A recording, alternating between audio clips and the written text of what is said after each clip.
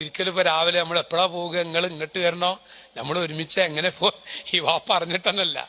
അപ്പൊ ഈ ഉപ്പ ഒന്നും മിണ്ടിയില്ല. ഉപ്പ വന്നിട്ട് ഉമ്മാനോട് പറഞ്ഞു, എന്റെ മോന്റെ കുടിരിക്കലാണ് ഇത്ര നാളെ രാവിലെ. അപ്പൊ ഈ തള്ള നമുക്ക് പോണട്ടാ.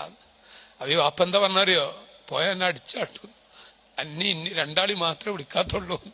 അതോ ഇങ്ങനെ ഈ സാധുക്കളെ, ആ പാവങ്ങൾ സുബഹി നിസ്കരിച്ച് വരാന്തയിൽ ഇരിക്കുക.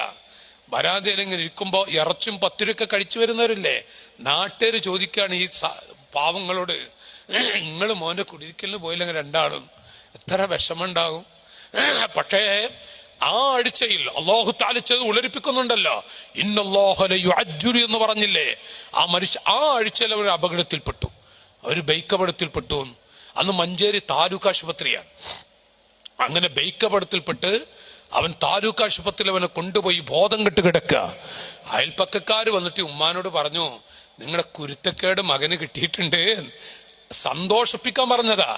പക്ഷെ ഉമ്മ 10-16 കൊല്ലാട്ട മോനെ കാണാത്ത ഉമ്മ, ആ ഉമ്മ എന്റെ കുട്ടിക്ക് എന്താ പറ്റിയത്, എന്റെ മോന് എന്റെ കുട്ടി, അത് വിളിക്കാൻ നമ്മുടെ ഉമ്മയേ ഉള്ളൂ മക്കളെ, നമ്മുടെ ഉമ്മയേ ഉള്ളൂ. എന്റെ മോൻ എന്റെ കുട്ടിക്ക് എന്താ പറ്റിയത്. അപ്പൊ അയൽവാസികൾ പറഞ്ഞു, അവൻ ബൈക്കിൽ നിന്ന്